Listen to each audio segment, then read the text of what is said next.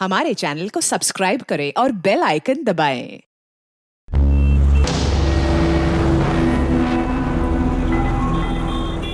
राधा, थोड़ी सी चाय मिल सकती है क्या? जी चाचा जी, बस 5 मिनट दीजिए।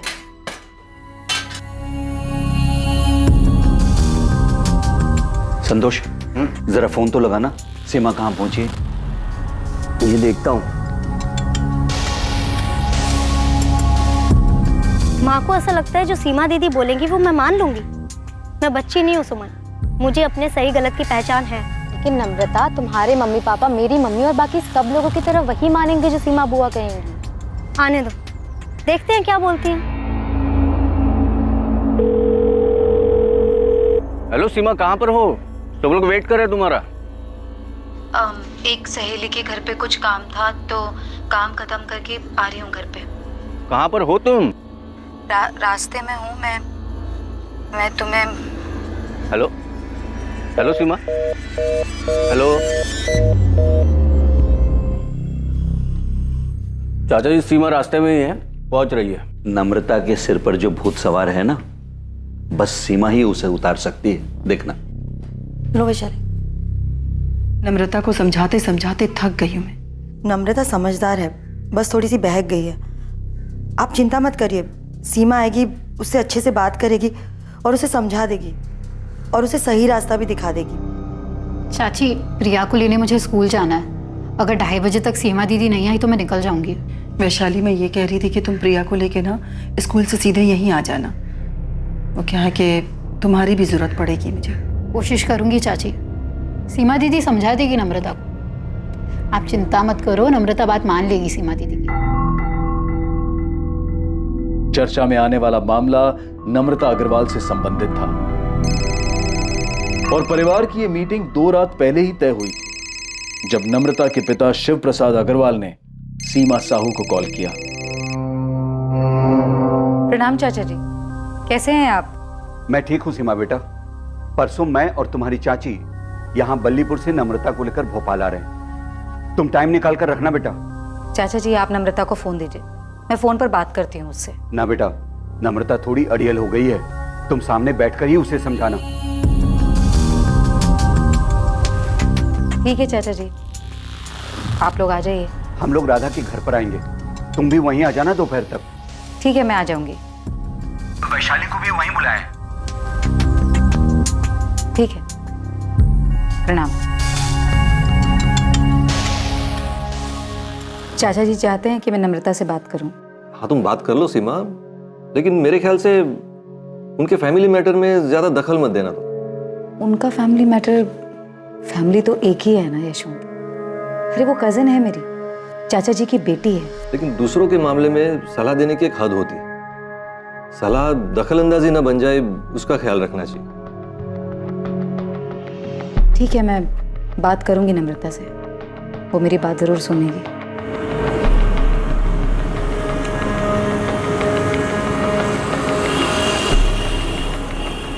और 21 मार्च को शिव प्रसाद अग्रवाल और लता अग्रवाल अपनी बेटी नम्रता को लेकर सीमा के पास सलाह मशवरे के लिए भोपाल पहुंच गए।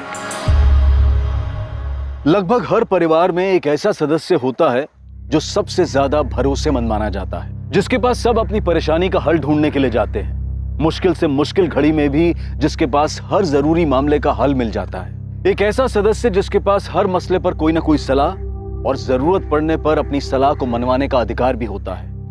और इस परिवार की वो सदस्य है सीमा साहू। लेकिन 20 साल की नम्रता के साथ संकट की इस घड़ी में सीमा साहू नहीं है। सीमा साहू ने कहा था कि वो आएगी, लेकिन वो नहीं आई। मैं तो ऑफिस में हूँ संतोष, मेरी कुछ बात नहीं हुई सीमा से। यशवंत, मेरी 1 घंटे पहले सीमा से बात हुई थी, करीब 1:45 बजे। सीमा ने बोला था कि वो अपनी सहेली के यहाँ पे है और थोड़ी देर में पहुंच जाएगी।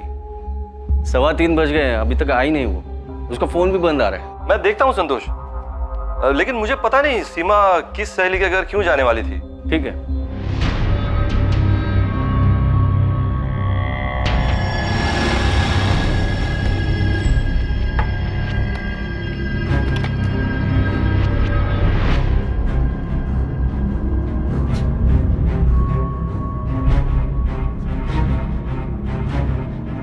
हाँ राजेश, बेटा मम्मी घर पर है क्या? नहीं पापा, यहाँ पर तो ताला लगा हुआ है। और अगर मम्मी राधा मामी के घर जाने वाली थी तो अभी घर वापस क्यों आती? जरा पड़ोस में पूछो, मम्मी कहीं किसी के घर कुछ काम से तो नहीं गई? ठीक है, मैं पूछता हूँ। सीमा कभी ऐसा तो करेगी नहीं। फोन तो अब भी बंद ही आ रहा है चाचा जी। संतोष, सीमा ने कुछ बताया था कि वो किस सहेली के यहाँ गई है?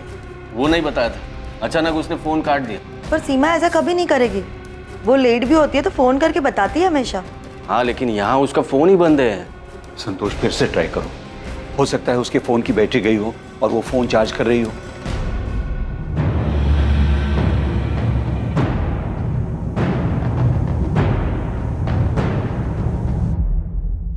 पांडे जी, हॉस्पिटल्स में चेक कराइए कि कहीं कोई एक्सीडेंट का केस वेस तो नहीं आया। सीमा साहू है ना नाम? जी, सीमा साहू, 39 साल। मैडम, मेरी वाइफ कभी ऐसा नहीं करती। वो कभी अपना फोन ऑफ नहीं रखती। मम्मी घर से 11 बजे निकली थी। मैंने पड़ोस में रहने वाली गायत्री आंटी से पता किया।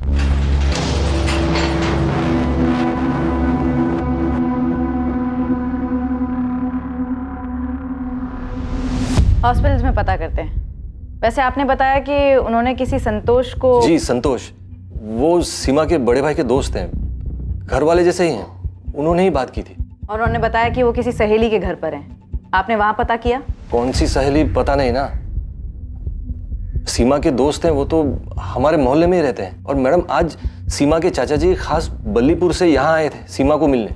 उनकी मीटिंग तय थी। पर इसमें सीमा का इस तरह कहीं चले जाना। ठीक है, देखते हैं। वैसे हम कल तक वेट करके ही मिसिंग का FIR बना सकते हैं। आपकी वाइफ अडल्ट हैं। आप लोग अपनी तरफ से कोशिशें जारी रखिए। हो सकता है किसी के घर पर हो, पूछताछ करते रहिए। जी मैम।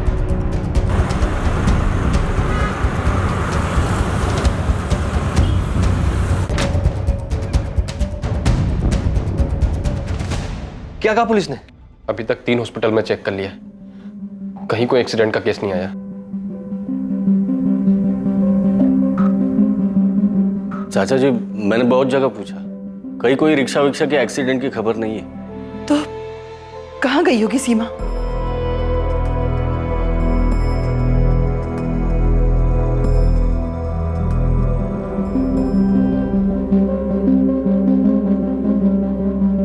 सुमन, ये नम्रता से तेरी बात हो रही थी? हाँ, बातें तो हो ही रही थी। लेकिन तुम ऐसे क्यों पूछ रही हो जैसे मुझे कुछ पता है कि सीमा बुआ कहाँ गई हैं? बेटा, मुझे लगता है नम्रता है ना, ये यहाँ अपने मन से नहीं आई थी सीमा से बात करने। चाचा चाची इसे जबरदस्ती लेकर आए हैं। अम्मा, तुम खुद नम्रता से क्यों नहीं पूछ लेती? उसे पता होगा कि सीमा बुआ यहाँ क्यों नहीं आई। लो देख लो, सीमा दीदी मुझे एडवाइस देने वाली थी, बात करने वाली थी, समझाने वाली थी, अब खुद ही रफू चक्कर हो गई।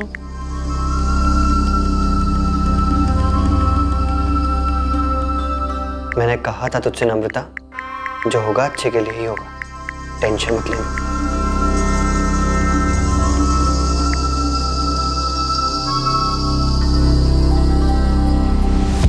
क्या कोई ऐसी बात है जिसकी वजह से वो अपने आप कहीं चली गई? ये क्या बात कर रहे हैं सर? सीमा अपने आप क्यों जाएगी? हाँ सर, सीमा दीदी अपने आप क्यों जाएगी? उनका परिवार है, पति है, बेटा है, हम सब हैं। सीमा हमारे परिवार की मुखिया जैसी है, सब सलाह लेते हैं उससे। वैशाली, ये जो आपकी कजन है नम्रता, इसका क्या माजरा? उससे क्या बात करनी थी? सीमा को क्या समझाना था उसे? फैमिली मैटर था।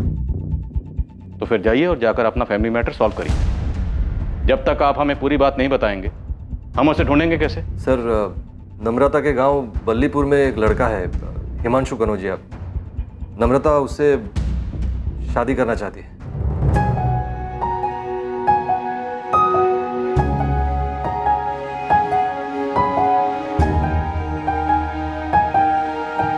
नम्रता, वो है ना तुम्हारे पापा का मजदूर हरीलाल, बड़ी आंखें निकाल के देख रहा था हमें। पक्का वो पापा को जाके चुगली करेगा। तू एक काम कर, तू अपने मम्मी पापा को जाके खुद सामने से बोल दे, मैं भी माँ से बोल देता हूँ कि रिश्ता लेकर पहुँच जाए। हाँ ठीक है, मैं बोल देती हूँ कि मैं हिमांशु कनौजिया से प्यार करती हूँ। जैसे ये बात सुनकर तो मम्मी पापा खुशी से नाचने लगेंगे ना। अब नाचे या फिर तांडव करे, बताना तो पड़ेगा ना मेरी जान। पापा, मैं हिमांशु से शादी करूँ, आप चाहे हाँ कहें या ना। हमारी नाक कटवाएगी तो? नम्रता, इस पूरे जिले में हिमांशु कनौजिया ही मिला तुझे? हाँ, ऐसा कौन सा पहाड़ टूट गया माँ? हिमांशु काम करता है, मेहनत करता है, दिक्कत क्या है?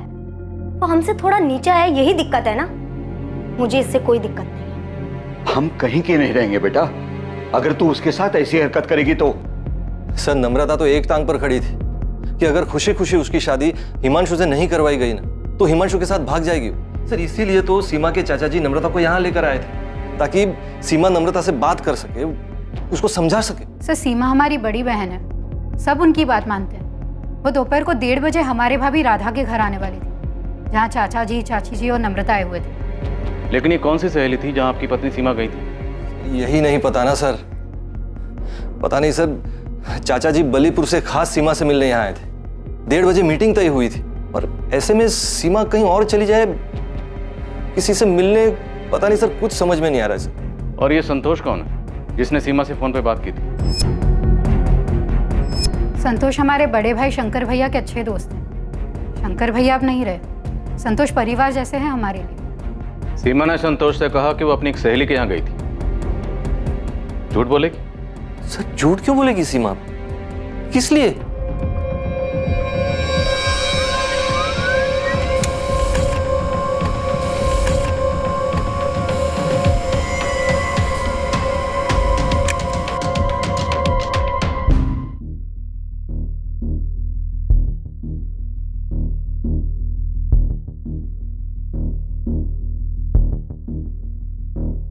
सारे हॉस्पिटल चेक किए, एक्सीडेंट तो नहीं हुआ है। नॉर्मल नहीं है साहब ऐसे गायब होना।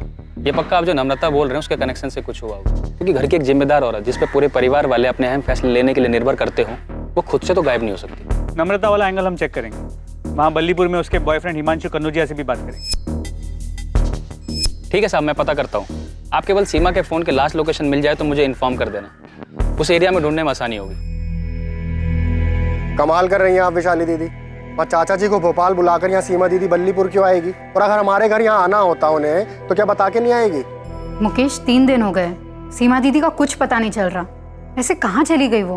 ये पक्का हिमांशु और नम्रता का किया कराया है। चाचा जी भी अजीब है, अगर नम्रता का ऐसा कुछ चल भी रहा था तो यहाँ आके हमसे बात नहीं की है, वहाँ सीधा भोपाल पहुँच गए। मुकेश, अभी ये सब बात करने का टाइम नहीं है। दीदी गायब है, पहले उन्हें ढूंढना है। क्या हुआ, कुछ पता चला मुकेश? नहीं, मैं सीमा दीदी का फोन अभी भी बंद आ रहा है। तंग आ गई होगी, हर किसी का प्रॉब्लम सुलझाते सुलझाते। तंग आ भी गई होगी तो क्या जीजा जी और राजेश को छोड़ के चली जाएंगी? बोलो। देखो अब कहाँ मिलती हैं, कहीं तो गई होगी। असलम, कुछ नाश्ता बनाऊं? नहीं, रहने दो, आज काम कुछ ज्यादा है।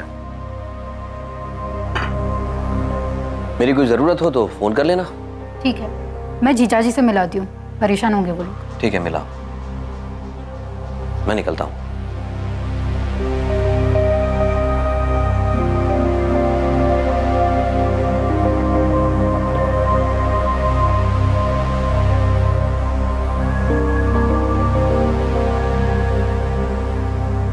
पापा, सीमा दीदी गायब होगी तो हिमांशु क्या कर सकता है? उसे वहां बल्लीपुर में पुलिस क्यों उठाने के लिए गई है? नम्रता, अब भोपाल आने से पहले कुछ बात हुई थी सीमा से तुम्हारी? नहीं हुई थी, और मैं क्यों करूंगी बात? मुझे यहाँ पर जबरदस्ती बात करने के लिए बुलाया गया था, तो मैं उनसे सामने से क्यों करूंगी बात? नम्रता, कहीं तुमने और हिमांशु ने तो कुछ नहीं किया? हाँ पापा, मैंने और हिमांशु दोनों ने मिलकर सीमा दीदी को गायब कर दिया, ताकि वो मुझसे कोई बात ना कर सके, मुझे अपना लेक्चर ना दे सके। बस सीमा दीदी खुद ही चली गई है यहाँ से।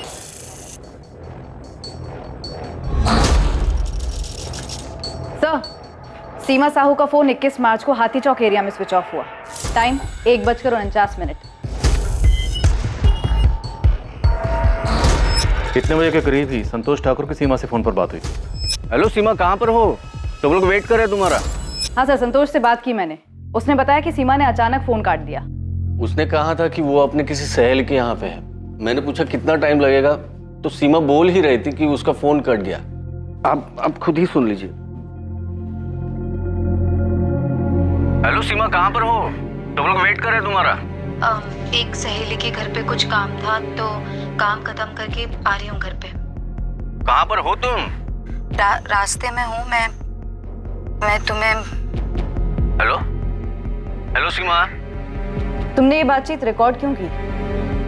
वो मेरा कॉल रिकॉर्डिंग हमेशा ऑन रहता है। संतोष से बातचीत के दौरान फोन कट हुआ और फिर स्विच ऑफ हुआ।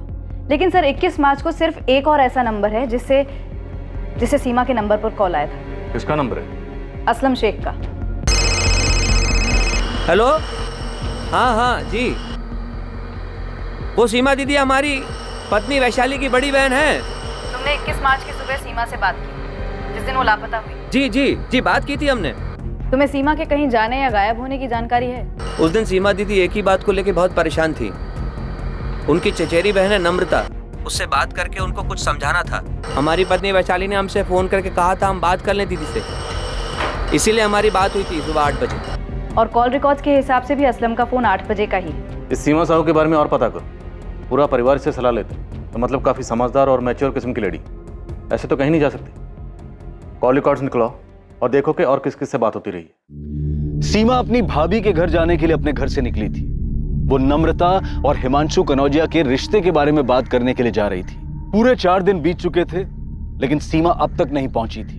क्या सीमा का गायब होना सीमा को नम्रता और हिमांशु के रिश्ते में कोई भूमिका निभाने से रोकने की एक सोची समझी साजिश थी?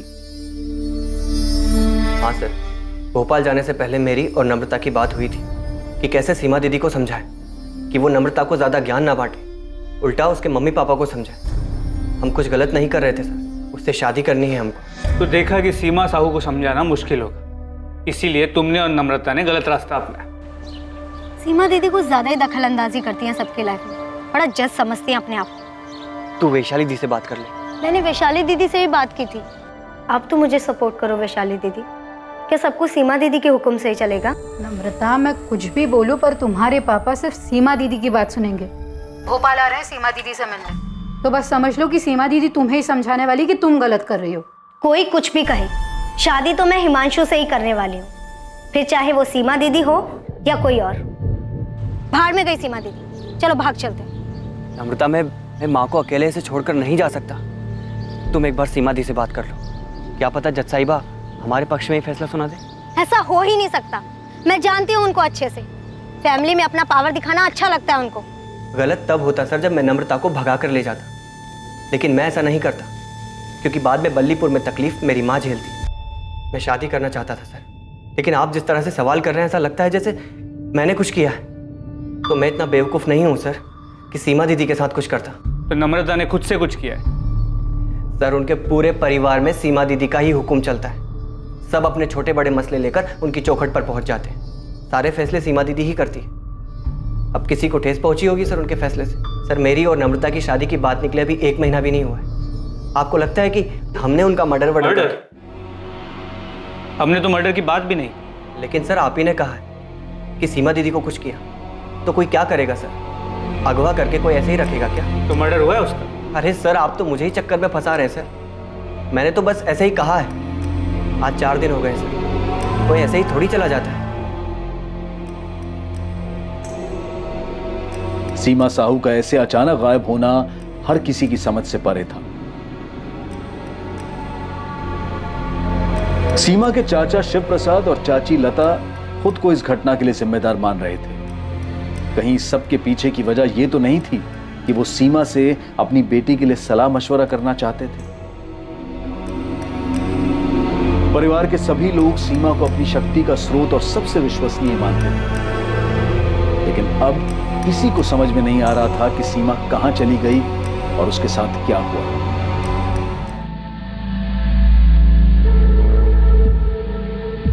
हाँ, यही वो लेडी है, पक्का पक्का?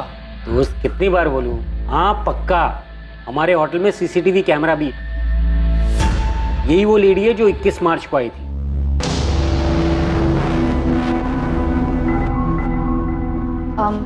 Room number 201, Mukhtar Syed. आपका नाम? सीमा साहू। 1 मिनट।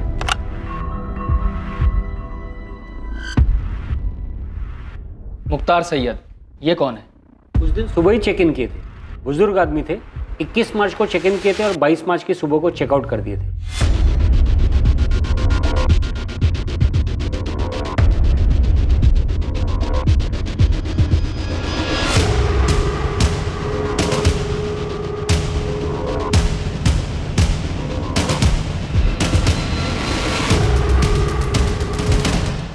तो ये सीमा साहू रूम नंबर 201 में मुख्तार सैयद से मिलने गई थी। हाँ, मैंने मुख्तार जी से बात की थी और फिर इस लेडी को उनके कमरे में भेजा था।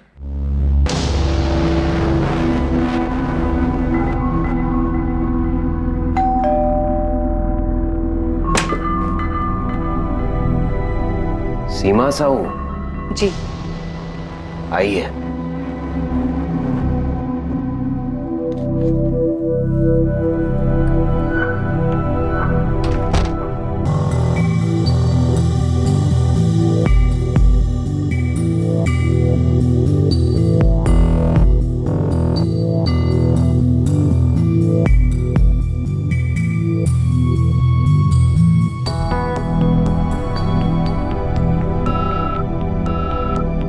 ये रेड साइन होटल हाथी चौक पर है मैडम, जहां आपने कहा था कि सीमा साहू का फोन स्विच ऑफ हुआ है। लेकिन सीमा ये मुख्तार सैयद से मिलने क्यों गई थी?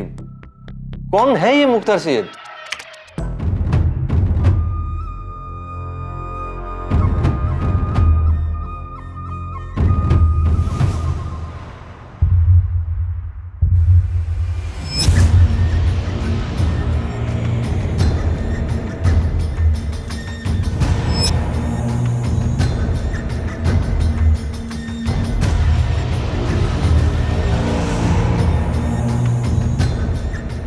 पता नहीं सर, ये कौन है?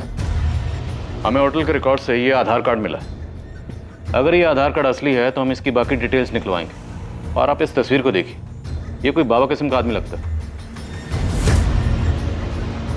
क्या सीमा किसी बाबा से मिली थी?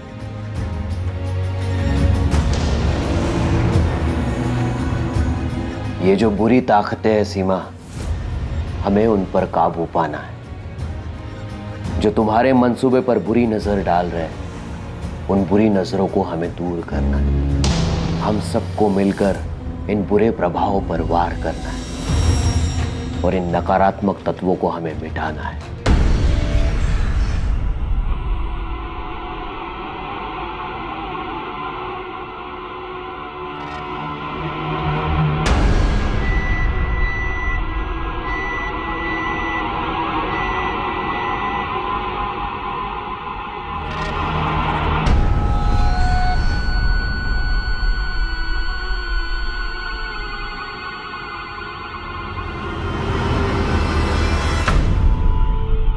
क्या इससे वो सारी बुरी शक्तियां खत्म हो जाएंगी जो आसपास मंडरा रही हैं?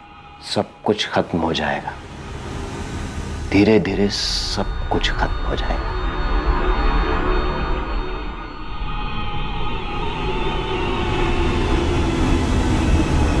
सर आप बाबा बाबा की बातें कर रहे हैं, लेकिन सीमा ने कभी इन बातों पर विश्वास नहीं किया। सर ये मुख्तार सैयद है कौन? राजेश, सब कुछ तुम्हारे सामने है। तुम्हारी माँ कहाँ गई थी, किससे मिलने गई थी? सर जो आप आदमी दिखा रहे थे मुख्तार सैयद, सर ये तो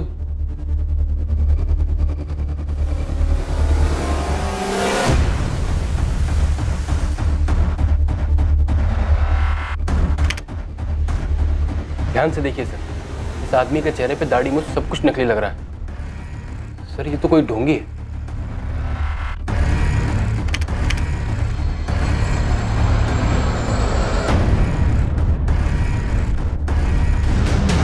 सही कह रहे हो राजेश, इसकी दाढ़ी मूंछ नकली लग रही है।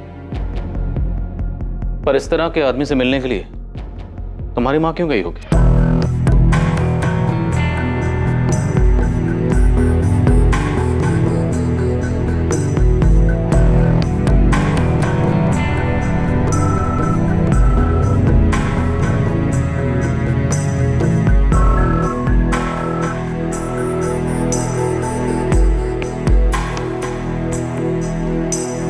सीमा कभी किसी बाबा के पास नहीं गई।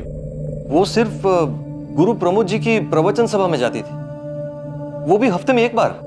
मनुष्य को सब कुछ समय पर ही छोड़ देना चाहिए। समय आने पर सभी काम अपने आप होने लगते हैं।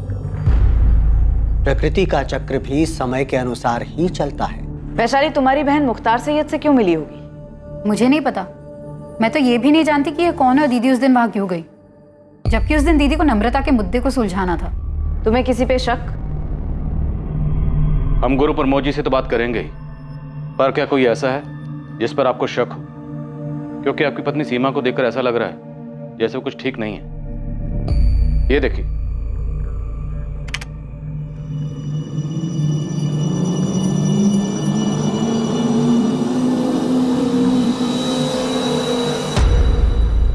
सीमा जिस तरह से चल रही है ऐसा लग रहा है जैसे ये नशे में।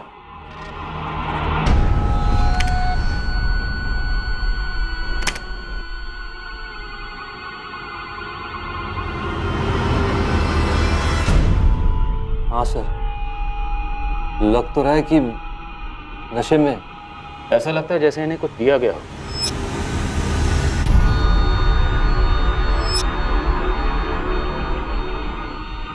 हाँ, ऐसा लग रहा है कि सीमा दीदी को किसी ने कोई नशीली चीज खिलाई पिलाई होगी। ऐसा ही लग रहा है। हमने उसकी आवाज़ भी सुनी। संतोष ने उसके साथ हुए कॉल को रिकॉर्ड कर लिया था। एक सहेली के घर पे कुछ काम था तो काम खत्म करके आ रही हूँ घर पे। कहाँ पर हो तुम?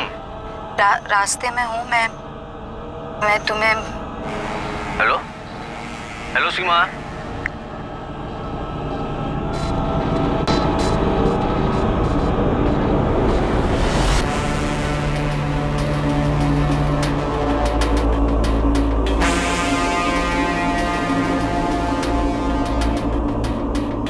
रास्ते में हूँ मैं तुम्हें।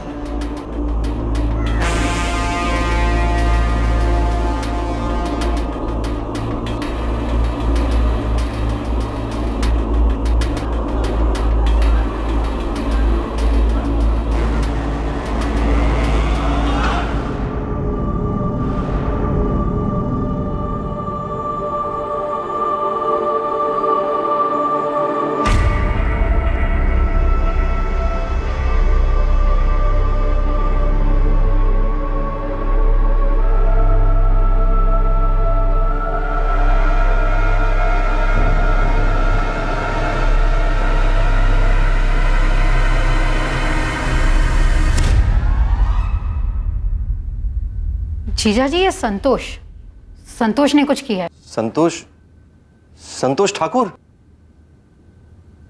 हाँ, उसने दीदी के साथ फोन पर की गई बात की रिकॉर्डिंग क्यों की? क्यों किया होगा उसने ऐसा? और ये सब कुछ मुकेश मामा ने किया है। उन्हीं का हाथ है इसमें। तुम्हारे मुकेश मामा जो बल्लीपुर में रहते हैं? हाँ। लालू तो इतनी ज्यादा छुट्टी लेगा, एक काम कर, तू हमेशा के लिए छुट्टी ले ले। मामा और मामी दोनों ने मिलकर किया है ये। लेकिन राजेश, तुम्हारी माँ मुख्तार सैयद से मिलने खुद गई हैं। जरूर मामा और मामी ने मिलकर कोई तिकड़म बैठाया है। मामा बहुत गुस्सा है मम्मी पे। जब खेत की सारी देखभाल मैं करता हूँ, अनाज की सारी बिक्री और सब कुछ मैं ही देखता हूँ, और उसमें से जो भी पैसा आता है तो इतना सारा पैसा मैं हर महीने राधा भाभी को क्यों दूं? मुकेश, क्योंकि वो अकेली हैं। उनके स्वर्गवासी पति शंकर भैया तुम्हारे, मेरे और वैशाली, हम तीनों के बड़े भाई थे। अरे इतनी समझ तो होनी चाहिए तुम में। अच्छा, तो मतलब मेहनत मुकेश करे और खाए सब। अच्छा, मुझे अच्छी तरह पता था मुकेश की जुबान के पीछे ना शब्द तुम्हारे ठूंसे हुए हैं। तो मतलब हम वहाँ गांव में बैठकर चक्की पीसते रहे और यहाँ शहर में सब मलाई खाएं। सीमा दीदी, क्यों ना मुकेश को ज्यादा हिस्सा। तुम बीच में मत बोलो। अरे घर हमारे पापा का है, खेत हमारे पापा का है, और मुकेश इस समय जो बात कर रहा है ना, घर और खेत बेचने वाली। तो क्या हमारा हक नहीं बनता गाँव छोड़कर शहर आकर एक बेहतर जिंदगी जीने की? बेशक शहर आओ, लेकिन खेत और घर बेच कर नहीं। मतलब हम अपनी जिंदगी गांव में बैठ के पिसवाएं और आप लोग यहाँ मजे से ठाट से रहो। जो भी हम खेत में मजदूरी करते हैं उसका हिस्सा सबको मिले, लेकिन एक फैसला नहीं कर सकते घर और खेत बेचने का। अरे मुकेश, खेत और घर में शंकर भैया तुम्हारा, मेरा और वैशाली का, हम सबका बराबर का हिस्सा है। हमारी शादी से पहले सब काम मुकेश ही संभालता आ रहा था और शादी के बाद हम दोनों मिलकर संभाल रहे हैं। हाँ, तो अब नहीं संभाला जा रहा है ना, तो छोड़ दो। वहां हम किसी और को लगा देंगे, माँ को अपने पास बुला लेंगे। तुम और मुकेश निकल जाओ इन सब के बीच से। सीमा, गुस्से पर काबू रखो। यशवंत, मुझे पता है मैं क्या कर रही हूँ और क्या बोल रही हूँ। अरे मुकेश को ये सारी चाबी चढ़ाने वाली ना ये चंचल है। अच्छा, मैंने चाबी चढ़ाई है? मतलब आज तक आप दोनों बहनें मिलके मुकेश को अपने अंगूठे के नीचे दबाकर चलती आई और आज जब मुकेश की जबान चलने लगी तो मैंने चाबी चढ़ाई। चंचल, तमीज में बात करो। अरे तुम भी डरपोक हो। ये सीमा दीदी आज तक अपनी मनमानी करती है और आगे भी अपनी चलाती रहेंगी। चंचल! अरे दीदी, आप भी इन्हीं के नीचे दबी हुई हैं। चल, चुप कर। चुप। मुकेश मामा और चंचल मामी के अंदर बहुत गुस्सा भरा मम्मी के लिए। तो तुम्हें लगता है मुख्तार सैयद उनका भेजा हुआ कोई बंदा हो सकता है? संतोष, हाँ हमें भी डाउट तो हुआ था कि संतोष ने कॉल रिकॉर्ड क्यों किया। जीजा जी मानने को तैयार नहीं है, लेकिन मैं कह रही हूँ ये संतोष की नज़र दीदी की तरफ मुझे कभी ठीक नहीं लगी।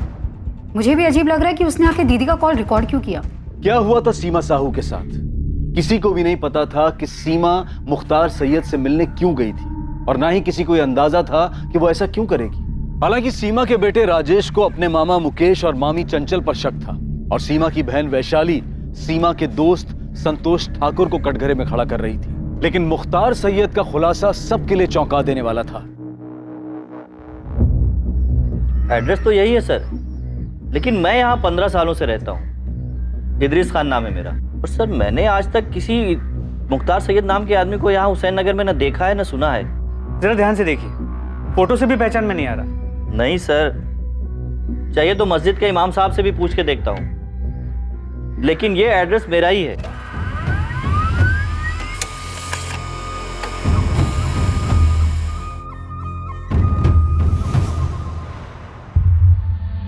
सर ये आधार कार्ड फर्जी है। ये आधार कार्ड नंबर किसी और के नाम पे रजिस्टर्ड, इसका किसी भी मुख्तार सैयद नाम के आदमी के साथ दूर दूर तक कोई भी रिश्ता नहीं। सिम कार्ड 19 मार्च को खरीदा गया, लेकिन ना ही उससे कॉल कोई किया गया और ना ही कोई कॉल आया उस पर। यही वो नंबर है जिसके डॉक्यूमेंटेशन के लिए आधार कार्ड इस्तेमाल हुआ?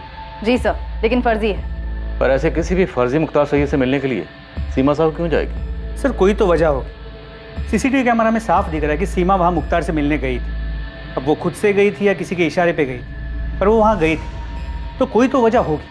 ये आप बार बार क्यों पूछ रहे हो कि मैंने सीमा का कॉल रिकॉर्ड क्यों किया? क्योंकि सीमा के फोन पर आखिरी कॉल तुमने किया था 21 मार्च 1:45 पर, और ये महज इत्तेफाक नहीं है कि सीमा गायब है, वो नशे में लग रही है और तुमने कॉल रिकॉर्ड किया। क्यों? सर मेरे फोन में कॉल रिकॉर्डर हमेशा ऑन रहता है सर। इससे पहले सब लोगों के कॉल रिकॉर्ड हुए हैं सर, मैं आपको दिखाता हूँ। तुम ये बताओ कि तुम्हारा रिकॉर्डर ऑन क्यों रहता है? सर मेरा प्रॉपर्टी डीलिंग का बिजनेस है, कभी कभी फोन पर कोई धमकी देता है, इसलिए अपने सेफ्टी के लिए मैं रिकॉर्ड कर लेता हूँ। और सर मैं सीमा के बड़े भाई का जिगरी दोस्त रहा हूँ, उसके फैमिली के साथ मेरा अपने फैमिली जैसा रिश्ता है। और सीमा, उसके साथ तुम्हारा कैसा रिश्ता है? अब आप ये वाहियात इल्जाम मुझे पर लगाएंगे? ये आप लोग संतोष जी से ऐसे भद्दे सवाल कैसे पूछ सकते हैं और उन पे इल्जाम कैसे लगा सकते हैं? क्योंकि सीमा गायब हुई है, तुम्हारे स्वर्गवासी पति की छोटी बहन। तो सीमा के गायब होने में संतोष जी का कैसे हाथ हो सकता है? तो फिर किसका हो सकता है, आप ही बता दीजिए। मुझे क्या पता, हो सकता है नम्रता जिससे शादी करना चाहती है उस लड़के का हाथ हो। वैसे भी नम्रता बहुत चिड़ी हुई थी और उसने मेरी बेटी सुमन को भी बताया। क्या बताया था? मैं तो कहती हूँ अच्छा है सीमा दीदी कहीं बिजी हो जाए और यहाँ पर आए ही ना, इससे तुम्हारी प्रॉब्लम सॉल्व हो जाएगी। अरे बात करो ना उनसे। नहीं करनी मुझे उनसे बात। क्यों हर फैसला सब लोग उनसे पूछ कर लेते हैं? अब मैं 20 साल की हो गई हूँ, मैं अपने सही गलत के फैसले खुद ले सकती हूँ। नम्रता ऐसा कह रही थी, पर अम्मा क्या नम्रता उस हिमांशु के साथ मिलकर ऐसा कुछ करेगी कि बुआ? देखिए संतोष जी भले आदमी हैं और हमारे परिवार को अपना परिवार मानते हैं। हमें पूरा शक है कि सीमा के गायब होने में किसी अपने का ही हाथ है, इसलिए पूछताछ तो हम सबसे करेंगे राधा जी, और अब तो FIR भी बन चुका है। मैं क्यों अपनी दीदी के साथ कुछ करूंगा? तूने जो कुछ भी किया है उसकी वजह है तेरे पास मुकेश। अरे आप लोग क्या बात कर रहे हैं? मुकेश तो अपनी दीदी के सामने भीगी बिल्ली बनकर रहता है। और तुम सबसे आंख मिला के बात करती हो। हाँ करती हूँ, और आपसे भी करूंगी अगर आप लोग हम पर गलत आरोप लगाएंगे तो। पर मेरी बेटी कहाँ है? कहाँ चली गई वो? माँ जी पिछले 7 दिनों से हम भी उसे ढूंढने की कोशिश कर रहे हैं, लेकिन अब तक हम उसे ढूंढ नहीं पाए, और इसी सिलसिले में मुकेश और चंचल को पूछताछ के लिए ले जा रहे हैं। लेकिन सर 21 मार्च को मैं यहीं गाँव में था। और आपके पास सबूत क्या है कि मुकेश ने यहाँ गाँव में बैठकर कुछ कराया हो? सबूत तो फिलहाल हमारे पास तुम्हारे खिलाफ भी नहीं है, इसीलिए पूछताछ बोल रहा हूँ। अगर सबूत होता तो इतने प्यार से बात नहीं करता। आपको पक्का हमारा नाम यशवंत जीजा जी ने दिया होगा। दिया जिसने भी हो, वजह तुम्हारे पास थी मुकेश। वजह किसके पास नहीं है सर, सभी तो सीमा दीदी के थाक से थक चुके थे, खुद यशवंत जीजा जी भी। ये नहीं बताया उन्होंने? सीमा साहू की थाक से? तुम्हारी ये बड़ी बहन क्या कोई गैंग लीडर थी? गैंग लीडर का तो पता नहीं सर, लेकिन हम सब भाई बहन, उनका पति, उनका बेटा राजेश, सब पर उनकी धाक थी।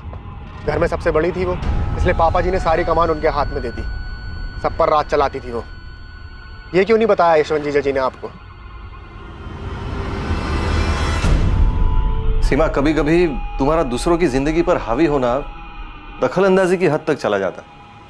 यशवंत, अगर मैं फैसले लेना बंद कर देती ना तो सबकी जिंदगी बिखर गई होती अब तक। ये तुम्हारी गलतफहमी है सीमा। दूसरों के बारे में फिक्र करना अच्छी बात है। लोग जब तुम्हारे पास सलाह मशवरा करने आते हैं वो अलग बात है, लेकिन जब तुम दूसरों की जिंदगी में सही गलत के फैसले लेने बैठ जाती हो ना, वो गलत है। यशवंत, जो इंसान फैसला लेता है ना, उसे सही गलत का पता नहीं होता। वो बस एक फैसला लेता है और उस एक फैसले को सही बनाने की कोशिश करता है, उसे सही दिशा देता है। मैं भी बस वही कर रही हूं। सीमा, हर एक का नजरिया तुम्हारे जैसा नहीं होता। तुम्हारा फैसला किसी के लिए गलत भी हो सकता है, और अगर कभी किसी को तुम्हारा फैसला ज्यादा गलत लग गया ना, तो वो कुछ बहुत गलत कर सकता है। और सिर्फ जीजा जी ही क्यों, उनका बेटा राजेश, वो भी चिढ़ता है अपनी माँ से। मम्मी, मैं 18 साल का हो चुका हूँ। मेरे फोन में और मेरा बैग में ताक झाक करना बंद करो। मुझसे इस तरह से बात करने की हिम्मत कैसे हुई तेरी? तो क्या करूं मम्मी? मैं दूसरों की तरह तुम्हें अपनी जिंदगी के फैसले नहीं लेने दे सकता। सॉरी मम्मी, ये मेरी जिंदगी है और इसे मैं अपने हिसाब से जीना चाहता हूँ। प्लीज मुझे जीने दो। वैशाली, अब तू मुकेश की तरफदारी करना बंद कर और अपना घर संभाल, ठीक है? तुम समझती क्या हो अपने आप को दीदी? किसी भी बात पे मुझे ही ताना मारोगी? वैशाली, तुम्हें सही गलत की परख नहीं है। हाँ हाँ, भगवान ने हमारे हिस्से की भी सही गलत की समझ तुम्हें ही दी है। तुम जीजा जी को तो कुछ बोलने देती हो नहीं, और यहाँ मुझे लेक्चर देती हो कि मैं अपना घर संभालूं। सीमा, मुझे चेक मिला, लेकिन हर महीने तुम जितना भेजती हो उससे ज्यादा है इस बार। हाँ भाभी। अच्छा, सुमन को जो एक्स्ट्रा क्लासेस ज्वाइन करनी थी ना उसके कोर्स के लिए, उसे ज्वाइन करने दीजिए। हमारी सुमन पढ़ाई में बहुत अच्छी है भाभी, और शंकर भैया भी तो चाहते थे ना उसे खूब पढ़ाना। सीमा, कितना ख्याल रखती हो तुम हमारा। हमारी हर छोटी सी छोटी बात तुम्हें याद है। और सिर्फ मैं नहीं, आप भी हर छोटी से छोटी चीजों का ध्यान रखती हैं, और सिर्फ मेरी नहीं, पूरे परिवार की। फिर मेरा भी तो इतना फर्ज बनता है ना। इतना प्यार दिया ना तुमने कि मुझे कभी उनकी कमी का। भाभी, आप हमारे ही परिवार का हिस्सा हैं। और सर लिख के ले लो, सिर्फ राधा भाभी हैं जो सीमा दीदी के गुणगान गाएंगी, क्योंकि जब उन्हें पैसे मिलते हैं तो वो आंख भी मूंद लेती है। किससे आंख मूंद लेती है राधा? वही जो चल रहा है सीमा दीदी और संतोष भैया के बीच।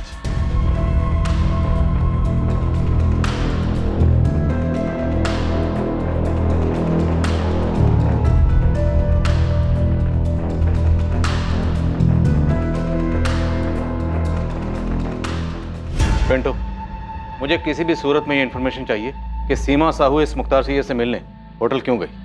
ठीक है साहब, मैं पता करता हूँ, लेकिन आप एक बार असलम शेख से भी पूछताछ करो साहब।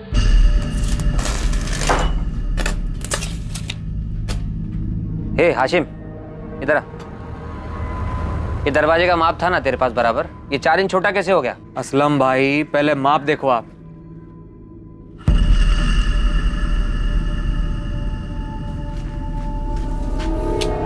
ये शमशेर ने यही माप दिया था। ए हाशिम, क्या कुछ भी? मुझ पे क्यों इल्जाम लगा रहा है? क्या है शमशेर ये? तूने माप ही गलत लिया है। बताओ। तो इस असलम शेख का नाम कहीं इसलिए तो नहीं ले रहा क्योंकि असलम शेख भी मुसलमान है और ये मुख्तार सैयद भी? नहीं साहब, क्या आप भी धर्म की बात को बीच में लेके आ रहे हो? मैंने असलम शेख का नाम इसलिए लिया है क्योंकि वैशाली उसकी दूसरी बीवी है, एक चिढ़ खाई हुई पहली बीवी है फौजिया। अगर खाने की चीज को दोबारा ऐसे फेंका ना तो 2 थप्पड़ लगाऊंगी। अब जाओ, खुद साफ करो, उठाकर प्लेट में रखो और खाओ। पापा भी तो ऐसी प्लेट फेंकते हैं। पापा जैसे बनोगे तुम? पापा जैसे बनोगे तुम? हाँ? तुम भी तो उनके जैसे मुझे मारती हो। वो तुम्हें मारते हैं और तुम मुझे मारती हो। साहब, इस फैमिली में बहुत कुछ प्लास्टिक पेंट चढ़ा हुआ है। ये फौजिया नफरत करती थी वैशाली से और उससे भी ज्यादा सीमा साहू से, क्योंकि सीमा ने ही वैशाली और असलम शेख की शादी के लिए मंजूरी दी। फौजिया के पति को घर से छीन के लेके आ गई थी। सर, 5 कांस्टेबल्स को हाथी चौक से लेकर राधा के घर और सीमा के घर तक 10 बार दौड़ा चुकी। इन दोनों इलाकों में किसी ने भी 21 मार्च के दिन सीमा को घर वापस आते या कहीं और देखे जाने की कोई जानकारी ही नहीं है। आज पूरे 7 दिन हो, वो इतने दिनों तक सीमा को छुपा के रखेगा? साहब, ये लेडी परिवार के अंदर ही सबके रास्ते में आ रही थी। मुझे तो ऐसा लग रहा है किसी ने इसको रास्ते से हटाया।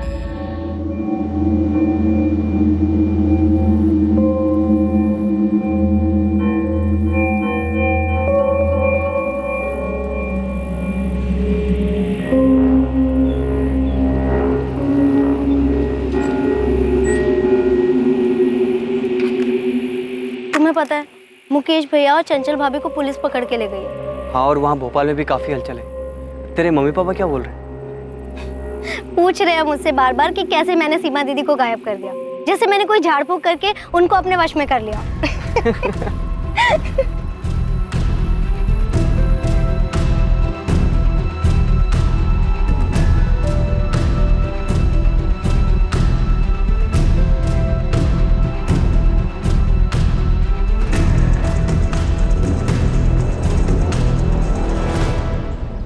ईशा, हम दोनों को कोई भी अलग नहीं कर सकता, कोई भी नहीं। राजेश, मैं तुमसे एक सीधी सी बात पूछना चाहती हूँ। अब हाँ, पूछो ना।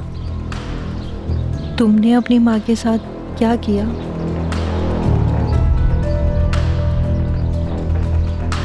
कभी कभी लगता है कि सीमा को ऐसे सब लोगों के लाइफ में घुसना नहीं चाहिए था। संतोष जी, आपको वो कॉल रिकॉर्डिंग डिलीट कर देनी चाहिए।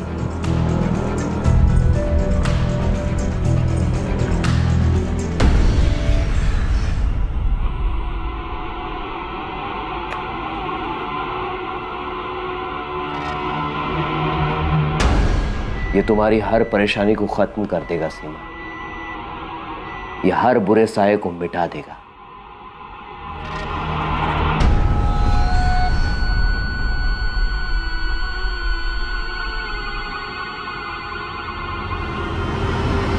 हमें सबसे अलग अलग पूछताछ करनी होगी सर। सबको कोई ना कोई शिकवा रहा है इस सीमा साहू से। सर, मुझे इस बात का डर है कि शायद हम सीमा साहू को जिंदा ना पाए।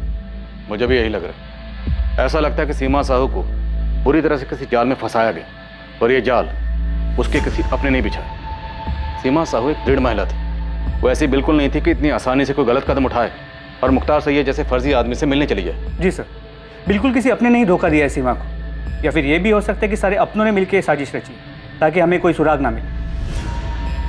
वाह मुकेश, पुलिस की गाड़ी में तो तुम्हारे तेवर ही कुछ अलग थे। तुमने तो सारा चिट्ठा ही खोल दिया सबका। तुम्हें लगता है पुलिस हमारा भरोसा करेगी? यही तो प्रॉब्लम है ना तुम्हारे साथ। सीमा दीदी ने ना तुम्हें खुद पर ही भरोसा ना करने लायक बनाकर छोड़ा। अरे कॉन्फिडेंस दिखाओ, थोड़ा कॉन्फिडेंस।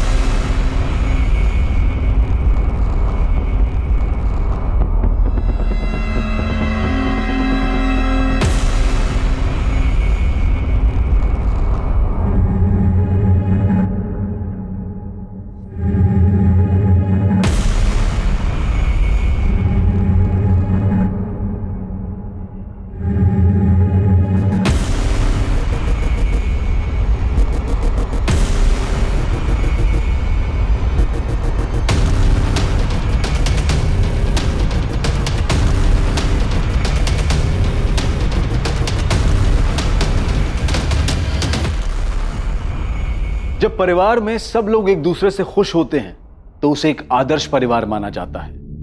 लेकिन यह जरूरी नहीं है कि हकीकत हमेशा वही हो जो नजर आती है। एक दूसरे से मतभेद होना, गिले शिकवे होना, यह भी स्वाभाविक है। लेकिन कई बार ये गिले शिकवे दिल और दिमाग में लंबे वक्त तक घर कर जाते हैं। ये मनमुटाव अक्सर परिवार के उस सदस्य से होता है जो हमेशा परिवार के लिए फैसले लेता है, क्योंकि ये जरूरी नहीं है कि परिवार का हर सदस्य इन फैसलों से सहमत होता हो। सीमा साहू के परिवार का कौन सा सदस्य खफा था जिसने सीमा साहू के लिए जाल बिछाया? क्या ये एक ही सदस्य था या फिर हर किसी को सीमा से कोई गिला शिकवा था? इस वारदात के दोषी या दोषियों का खुलासा हम करेंगे कल रात 11 बजे इस केस के दूसरे और आखिरी भाग में। Jai Hind. For more updates subscribe to our channel, click the show links and enjoy watching the videos.